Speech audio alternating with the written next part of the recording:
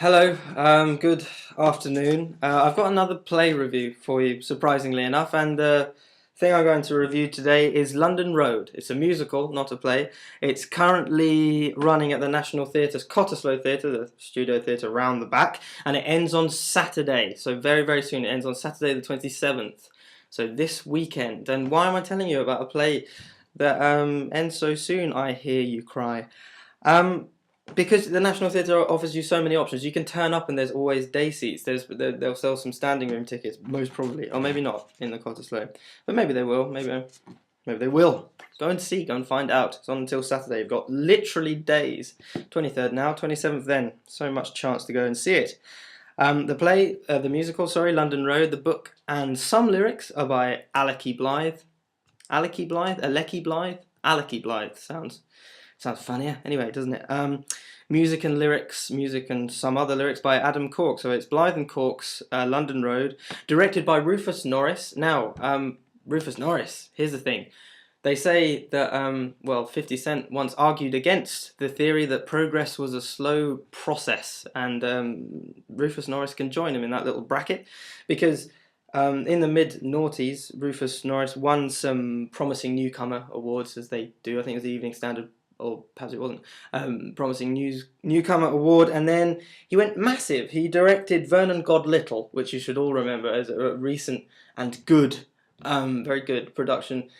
That was at the Young Vic, and then he went on from that, and he presided over the resurrection of Cabaret in the West End, which was very successful. You know, Cabaret is a proper old good musical rather than one of these putrid, The Ghost, the musical, or something like that. Ooh.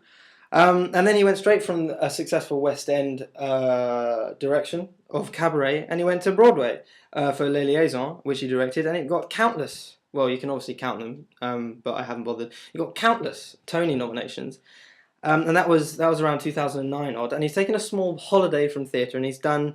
He directed a film for the BBC Film people. It was called King Bastard, and I have no idea about anything of it. So, tell me about it. Was it good? And also, he directed an opera. Sorry, for the English National Opera. And it was Don Giovanni, and I've read one review of it, and it was praised in terms of its theatricality. So he obviously took that as a hint, and he's come back to theatre and we welcome him with open arms, because this production, London Road, is very good. This will be another good review. The cast is quite big. It's a multi-role cast, which is fun. Actors play lots of different parts. Notable performers include Michael Schaeffer, Rosalie Craig, Nick Holder, and Kate Fleetwood. I thought were all very good out of the big-ish kind of cast. And I'll get to the acting later on. Let's have a small overview, and there's no real plot spoilerage to be done of this particular show, because you know what happens. Prostitutes get murdered. Oh, I haven't told you that, have I? It's a musical about prostitute murders. Yeah. There's there's a massive disjuncture, a bit of a juxtaposition between form and content, isn't there? A musical about prostitute death. Yeah, so you think that could raise a few issues about how you're going to put that to song, how you're going to put manifest prostitute killing, to a little 3/4 rhythm. But what's so very, very clever about this piece is that Blythe and Cork, they circumnavigate that issue by coming at the whole situation of the Ipswich prostitute murders from a different angle.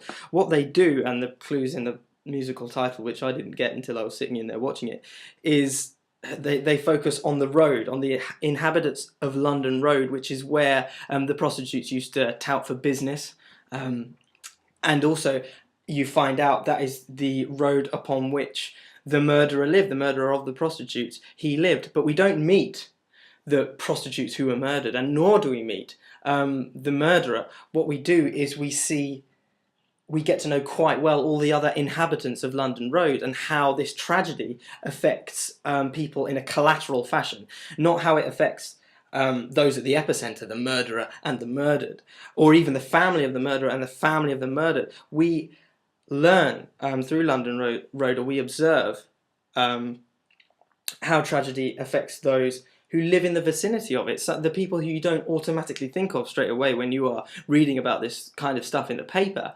but people who are obviously massively affected by this kind of national news story. So probably at the moment you're thinking, oh yeah, that's a very good concept, focusing in on London Road. That will bring bring forth to the stage some really clever little stories that that Blythe and Cork can kind of research and make up and things like that. But that's another thing that I want to talk about this production. It's not all imagined, and that's what makes it fantastic. It's not all imagined stories about imaginary people that live in the houses. Not only, or nor is it even researched.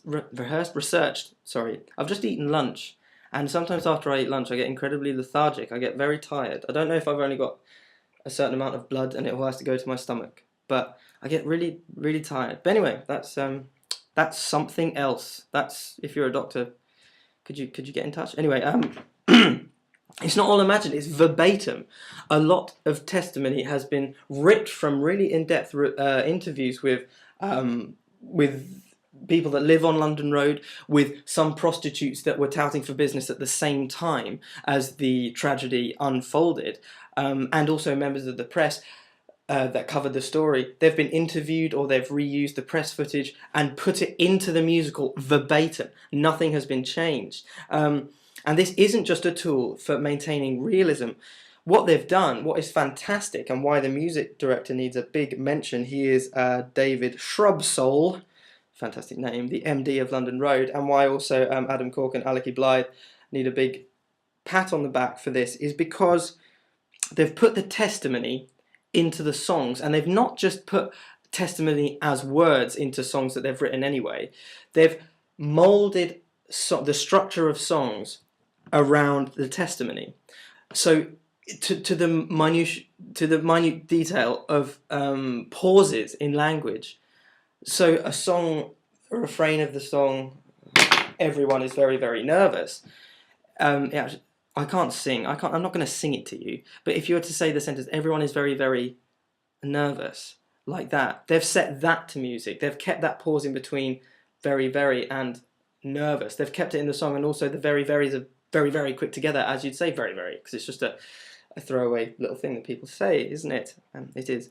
And they've kept that in the song, and that is fantastic. I don't really know enough about music and musicals to really bang on about this, but it's fantastic because it completely annihilates the horrible thing in musicals where you've just had a little exchange of dialogue and some plot movement, and then suddenly a piano strikes up and the rest of the orchestra and someone's singing a song for no reason. I don't really get along with musicals because the songs in London Road are so inexorably tied to the spoken language, which is a really specific phenomenon of spoken language. You don't get these horrible transition moments between acty bit and singy bit, because the voice becomes the song.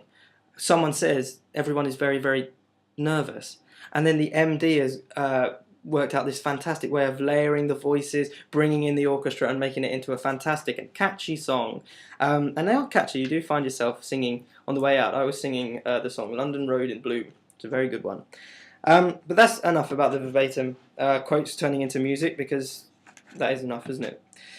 One of my favourite bits, that was clever. Multi-role, the acting, it's an old system. You can, if you've never heard of multi-role before, you can probably work out what it is. Actors play multiple roles, and as I said before, Nick Holder and especially Rosalie Craig and Michael Schaeffer, I thought, were particularly good at multi-role. Maybe it's just the characters they got to play that they were particularly good at those, because the whole cast was fantastic and they sang very well. You know, what do I know about singing, but they sang very well. But yeah, they were very good at multi-role. Kate Fleetwood needs a mention as well, because she was fantastic throughout the whole play. She had her housewife role, which she had, was really good, but then she had to act as a kind of very middle-class owner of a cafe who made sandwiches for people, and instead of just inventing her character, she just did a Julie Waters impression. And why didn't, in rehearsals, when she did the Julie Waters impression, you know, Rufus Norris just say, "Ha ha ha, well done, you've done Julie Waters very well, but please, would you invent your own character?" Yeah, she just did Julie. That annoyed me. Why? Anyway.